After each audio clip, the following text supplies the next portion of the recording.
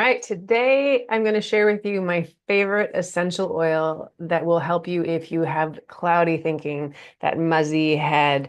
If you get headaches that are at the top of your head, they feel kind of empty, like you want to press on them, with a dull, aching headache, particularly if you're exhausted and tired. If you have really low energy, it's really hard to get things moving or really low motivation, particularly around things that are for you that you're passionate in. So maybe you're procrastinating a lot or you're like just exhausted. This is going to help. So the oil is rosemary. Rosemary is a beautiful, fresh, pungent has a beautiful, fresh, pungent aroma. The nickname that I know it as is the reviver. It uplifts the energy. So it really brings the energy up. It's like clarifying. It's like very invigorating and very like if you smell it, one of my favorite ways to use rosemary is to smell it in a cupped hand inhalation. And just smelling like that, it clears the head, it uplifts, it's refreshing, it revitalizes the mind, it can really activate the energy, but it also calms us. And so that means it can also clear a busy mind. I don't know if you're like this, but a lot of people are exhausted, but their mind is like, but it's like, oh, I can't get up and do anything. And so we're sort of in between this busy mind and lethargy. So if that's you, rosemary can be really, really helpful. It addresses what we say is an underlying depletion or weak condition in the mind. So that can be just feeling like we don't actually have enough energy in our brain. Like it feels kind of just like spinny sometimes. If you get a little bit of dizziness, or just feeling a little woozy, if you get up fast and maybe have low blood pressure, it can be helpful for that. If you have a nervous system that feels like it's been on overdrive and that with that comes mental and physical fatigue. This will help. Memory, concentration issues, the mental fogginess that I mentioned, vertigo, as I just mentioned, depression. Like there's lots of reasons for depression, but if you just feel depressed in your energy or just feel weakened, this will be really helpful in Chinese. So I'll explain a little bit about what it does and how it can be helpful, but really in a beautiful, energetic way, it connects all of our organs to the heart or the heart mind. We say in the heart system in Chinese medicine is really about expressing ourselves fully as ourselves.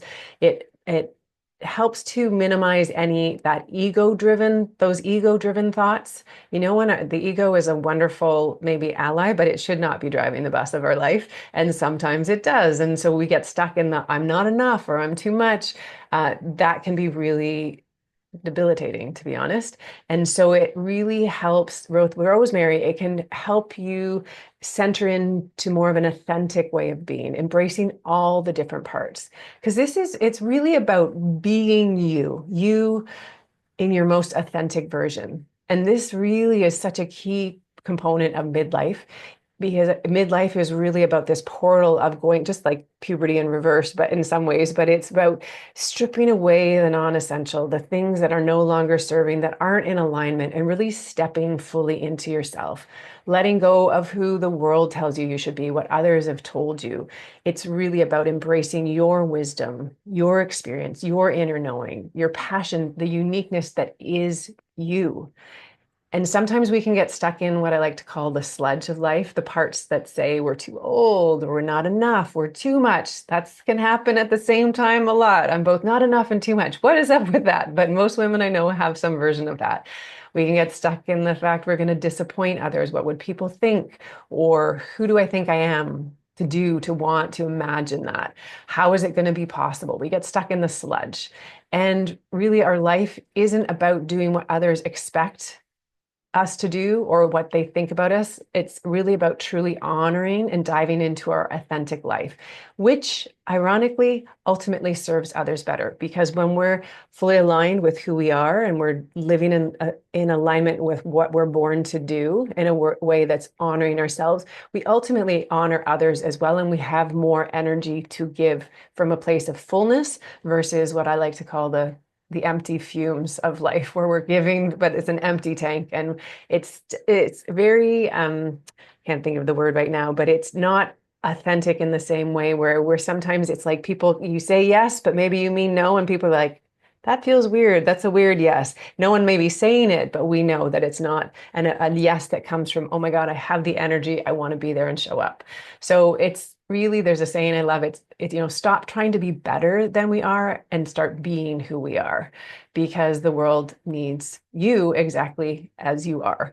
And so Rosemary is a really beautiful ally for this. And if you want to explore, if you like exploring midlife from this way, I'll put a link in the bio. I have a beautiful foundational course that really dives into this whole ecosystem and this idea of what it's called the second spring in Eastern medicine. And it's a beautiful way of approaching midlife because takes all of you into account, and that this is a very natural stage of life, but it does take courage and it does take this owning of what it is we want and where we want to be.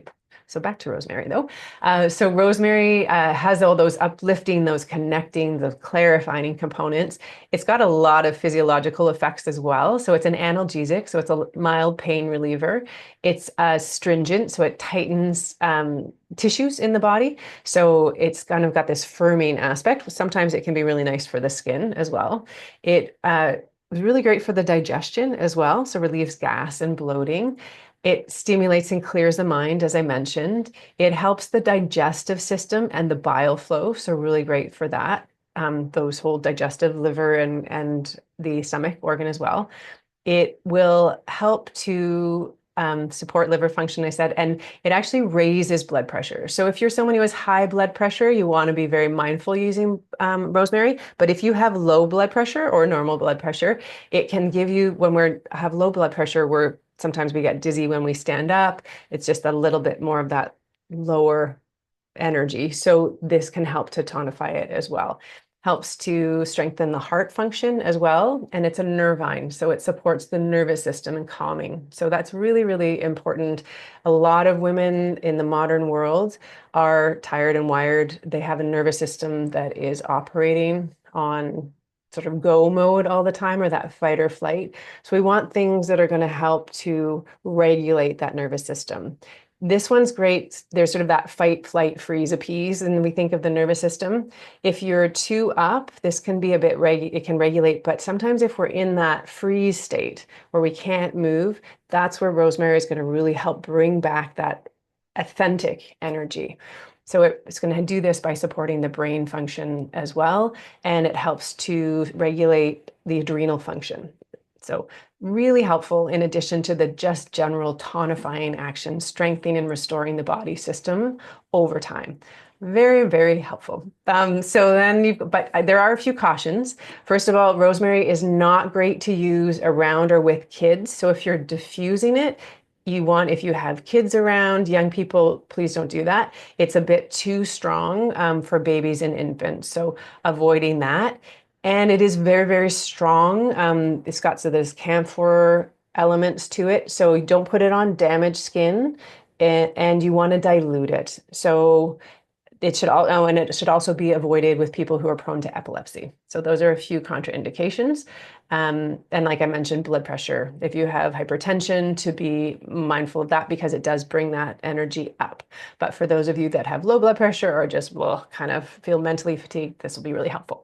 So I'm going to explain a few ways you can use it. The first one I mentioned was that cupped hand inhalation. So that just basically means putting a few drops on your hand, rubbing your hands together and inhaling it. You can diffuse it. It's beautiful to cook with it. Obviously you can, and then diffuse it in the room. There's an acupuncture point on the nose. It's right in here. This is called Welcome Fragrance. This is actually great if you have a blocked nose or sinus congestion. You can actually massage on it, but just putting a little bit of diluted rosemary on your fingers and just holding on that point can be helpful. The dilution rate for this, I'd say, is about 30%, 40%. So that means 30 or 40% rosemary, and the rest would be a carrier oil, like fractionated coconut oil. It could be sweet almond oil. In a pinch, you can always use olive oil. Ideally, nothing with a strong scent, but rosemary is pretty strong, so you could, in a pinch, definitely use olive oil. The point that I really want to highlight, though, if you do have that head that feels empty, you feel down, you get those headaches that are very empty just on the top of your head, not headaches on the side, not a strong pounding headache, but like just a dull ache right on the top of your head. There is a point, it's called do 20 or 100 meetings, and it's right at the top of the crown. So if you take a line from the top of your ear up to the top and then backwards from the center and between your eyes and where they meet at the top of the head, this is called do 20. And it is an activating, opening point. It opens the crown chakra. It opens us up to more, to inner guidance, inner knowing, if you or intuition. That's sort of an energetic side, but from it just brings the energy up. So clean energy up. So when you combine an acupuncture point with an essential oil, it's like they supercharge each other. And so with this, you want to use a diluted oil. You just put it on the top of the head on this point. Maybe close your eyes, just hold it 1 to 3 minutes until you feel a shift. So many people feel a headache shift that I've worked with in the clinic, a headache shift within minutes. If they feel a clarity come, particularly if you do a point and then just afterwards make sure you smell it, just feeling a little bit of that revived energy come. So that's the point that I like to use it on. If you're interested in the essential oils and the acupoints, I have a little guidebook that I put together. I will put it in the link in the show notes. It's got my top oils that I use for midlife and the top acupoints that I use them, and a few different rituals and ways that you can use essential oils and how they can help be a really great tool that you can have in your back pocket and infuse your day with, that can over time, I call it like the little drops in a bucket. When you continually drop things in, that doing micro movements, micro doses, micro rituals or activities every day, over time, it can have a profound impact on your health. And essential oils are one of my favorite ways to do that. So there you go. Essential oil, rosemary for foggy head, low energy, headaches, just feeling a bit blah. And if you are feeling like you're holding yourself back from fully stepping into your life and being the most authentic version of yourself, rosemary is for you. So there you go. I hope you enjoyed that. And I'd love to hear your comments and let me know how it goes for you. Thanks for being here. I will see you next time. Bye for now.